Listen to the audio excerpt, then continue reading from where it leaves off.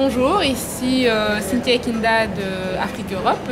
Nous sommes au Sheraton ici pour interviewer le docteur Guy Magnus.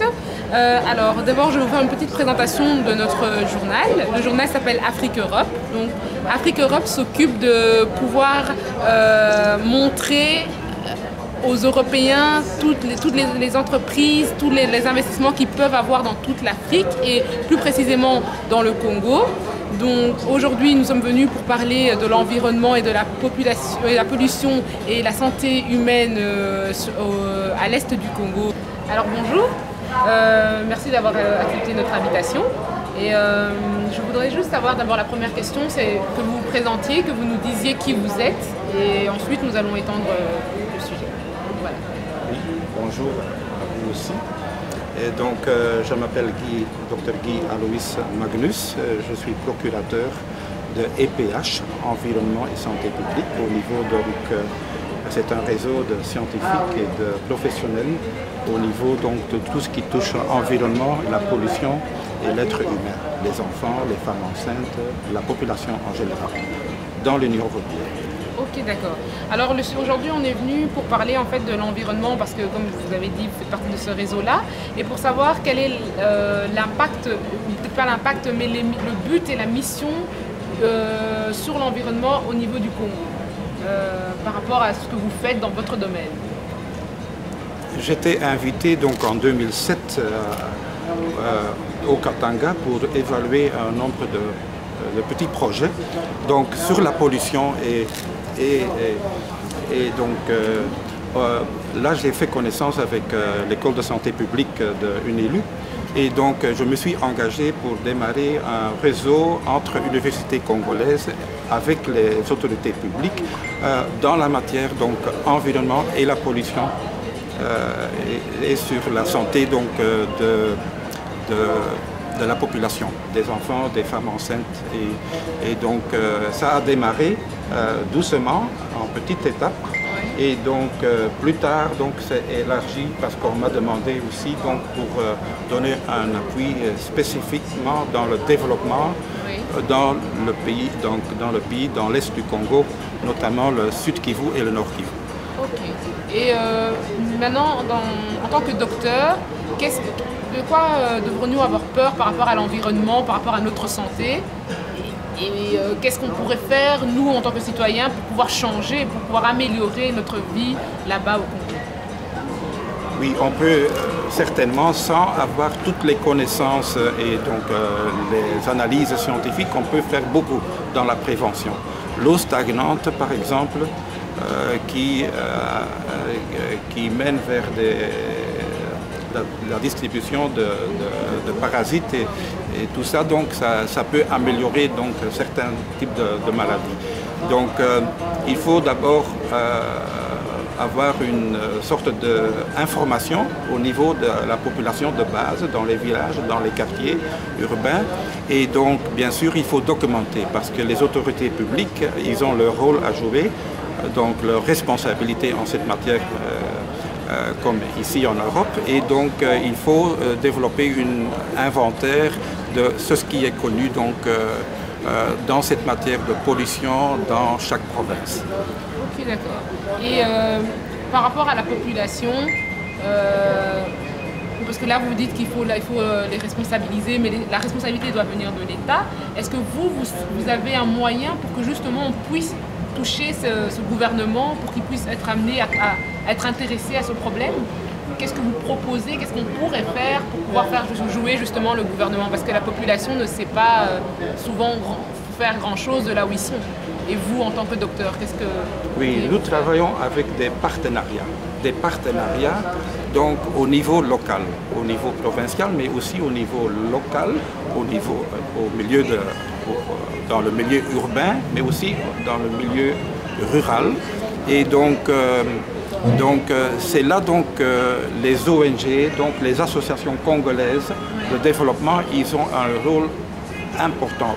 Aussi au niveau des hommes et femmes congolaises économiques, acteurs économiques, comme la FEC, donc on travaille avec la FEC dans le sud et le nord Kivu, la Fédération des entreprises du Congo. Ils ont un rôle extrêmement important le monde académique, les professionnels, les associations, donc la population de base, la société civile. Et donc, bien sûr, ça doit se faire avec les autorités publiques au niveau local. Et là, donc la responsabilité des autorités publiques, ça vient de soi-même, parce que tout le monde a un intérêt pour que la vie est mieux pour tout le monde, et pas seulement pour quelques personnes. Donc voilà. Mais alors, si vous dites que c'est au niveau local que les choses doivent avancer, si il arrivait que le niveau local ne fonctionne pas, est-ce que vous avez d'autres solutions pour arriver un peu plus haut? Parce que si les gens de la commune décident de ne rien faire, est-ce que vous avez un moyen d'appui pour pouvoir leur mettre un coup de pression et pour que les grandes autorités puissent entendre pour régler ce problème? Je pense que le haut et le bas, ça doit être toujours ensemble. Donc s'il y a un clivage de haut en bas, c'est très mauvais pour pas seulement pour le bas, pour les communautés de base, mais c'est aussi très mauvais pour le haut. Parce que ça va poser des problèmes. Nous ne sommes pas dans la politique, nous sommes dans des partenariats stratégiques au niveau local. Au niveau local, avec l'appui du gouverneur, avec les chefs de territoire, les chefs coutumiers, toute cette personnalité, ils ont un rôle important à jouer. Et est-ce qu'ils sont sensibilisés d'après vous? Depuis que vous êtes là sur le terrain, est-ce que vous les sentez investis dans cette mission?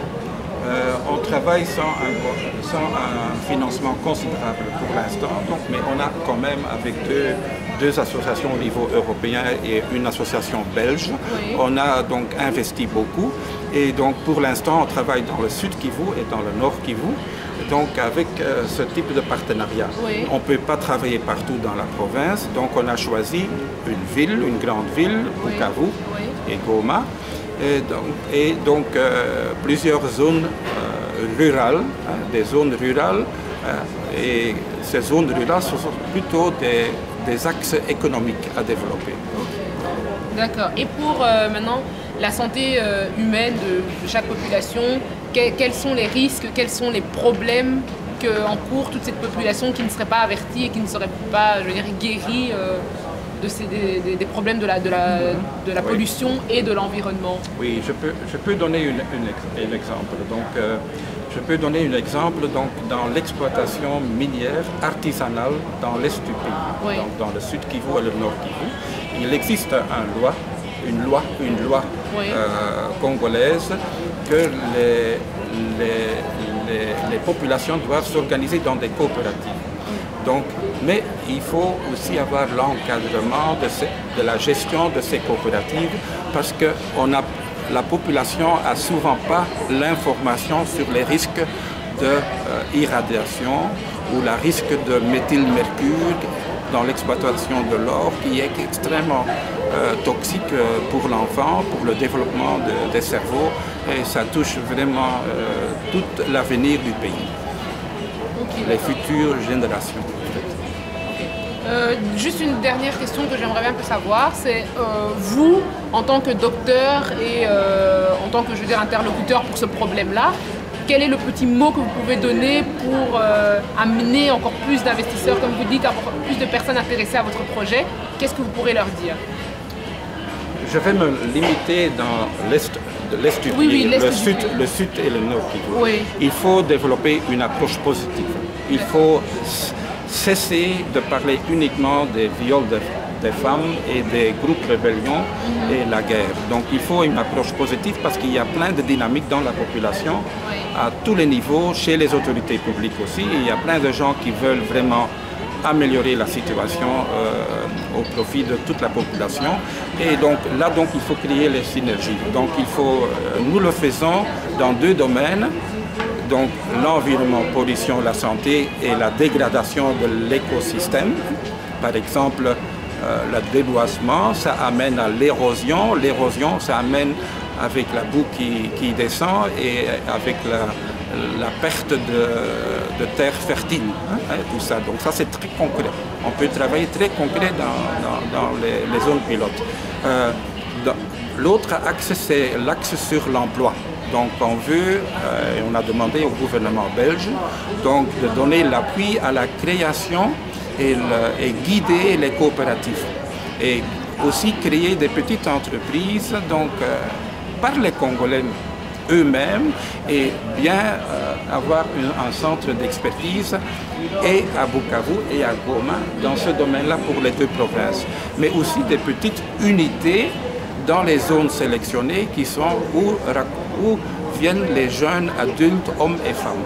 Et il faut aussi dire que l'encadrement de la femme, la situation de la femme en RDC, c'est encore impossible pour l'instant. Il faut bien encadrer aussi la femme dans tout ce processus de création de l'emploi dans des coopératives. Et donc c'est là le trait concret donc, dans les endroits sélectionnés.